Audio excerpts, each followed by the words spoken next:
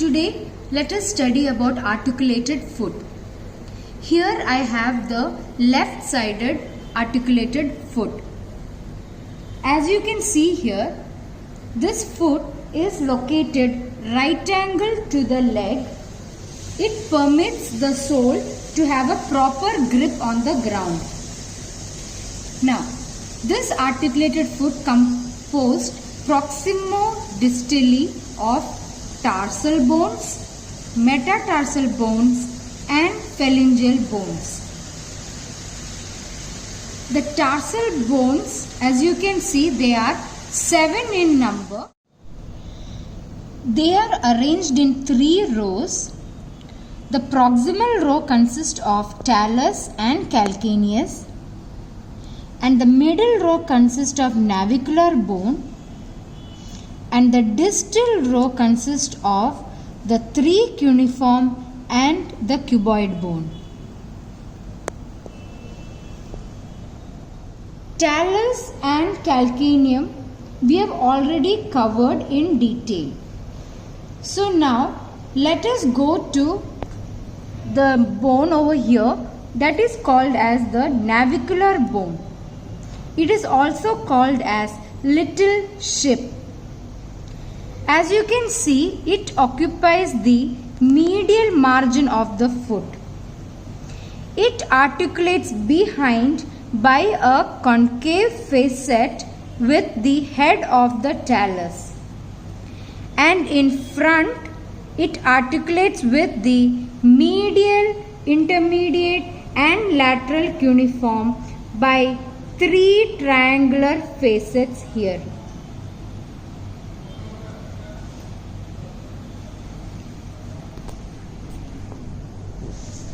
The medial surface of the navicular bone presents a rough tuberosity which gives attachment to the tendon of tibialis posterior.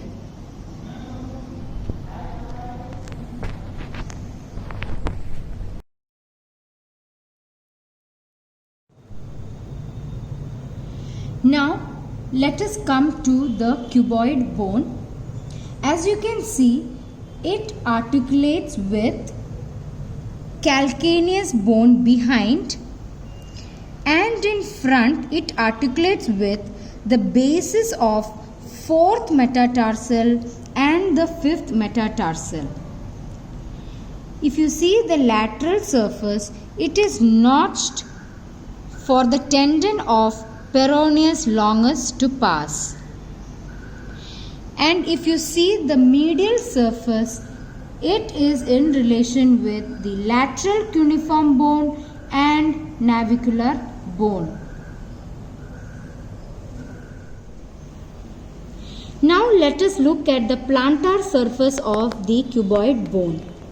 It is divided by an oblique ridge into a posterior sloping part and an anterior grooved part.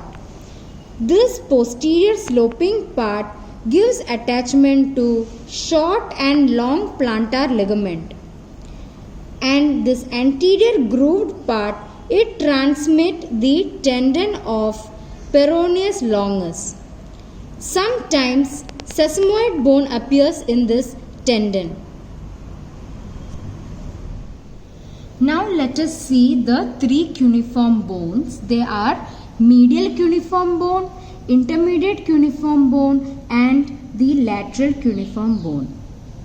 All these cuneiform bones articulate behind with the navicular bone and in front with the bases of 1st, 2nd and 3rd metatarsal bones.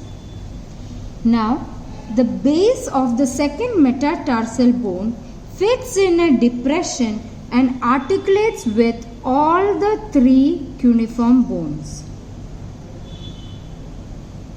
This explains the stability of the 2nd metatarsal bone and the 2nd toe.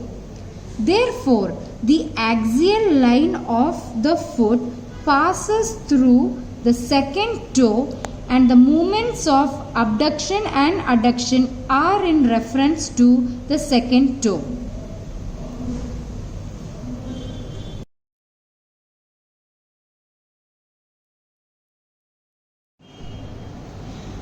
Coming to the metatarsal bones, they are 5 miniature long bones and are numbered from medial to lateral side. That is, this is the first, second, third, fourth and fifth. The first metatarsal is the shortest and strongest, and the second metatarsal is the longest. Coming to the parts of the metatarsal bone, each bone has a head in the front and the base behind and a shaft between them. The base of each bone, they articulate with a distal row of the tarsal bones forming a synovial tarso-metatarsal joints. Whereas the heads of all the metatarsal bones articulates with the base of the proximal phalanx and form a synovial metatarsophalangeal joints. Also, the head of all the metatarsal bones, they are connected with each other by 4 bands of deep transverse metatarsal ligaments. Now let us see about dorsal interossei muscles. They are 4 bipinnate muscles. They are numbered from medial to the lateral side. They are the abductors of the toe. It arises from the adjacent side of the shaft of the 5 metatarsal bones.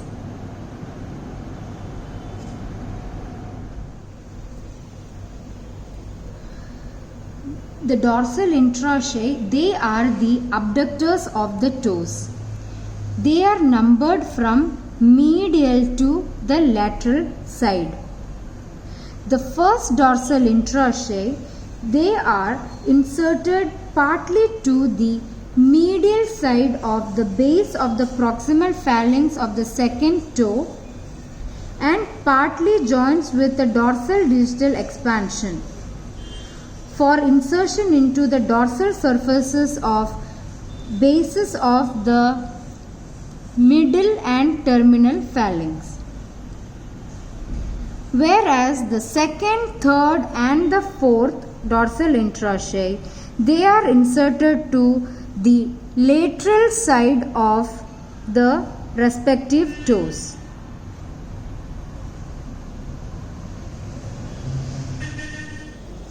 The base of the first metatarsal and the medial cuneiform receive the insertion of tendon of tibialis anterior infero-medially and the tendon of peroneus longus infero-laterally.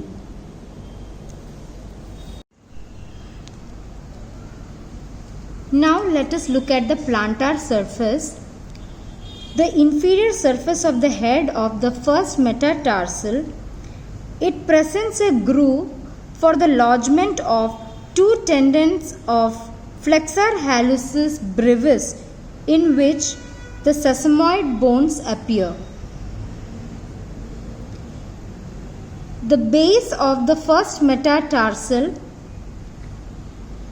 gives attachment to tibialis anterior infero-medially and peroneus longus infero-laterally. Whereas the base of the fifth metatarsal has got a bony projection laterally for the insertion of peroneus brevis. And the plantar surface presents a groove for the lodgement of tendon of abductor digiti minimi. Now let us look at the plantar interossei muscle. They are 3 unipinnate muscle and act as adductors of the lateral 3 toes. So the origin of the plantar interossei muscle, it arises from the medial side of the shafts of the lateral 3 metatarsal bones. The first plantar from the third, the second plantar from the fourth and the third from the fifth metatarsal bone. They are inserted into the medial side of the base of the proximal phalanx of the corresponding toe and partly joins with the dorsal digital expansion.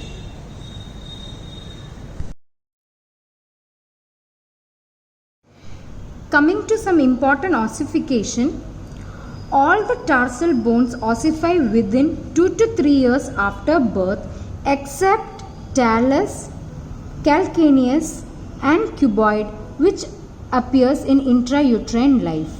The ossification center for talus appears around 6 months of intrauterine life. For calcaneum, it appears in 7th month of intrauterine life, and in cuboid 9 months of intrauterine life.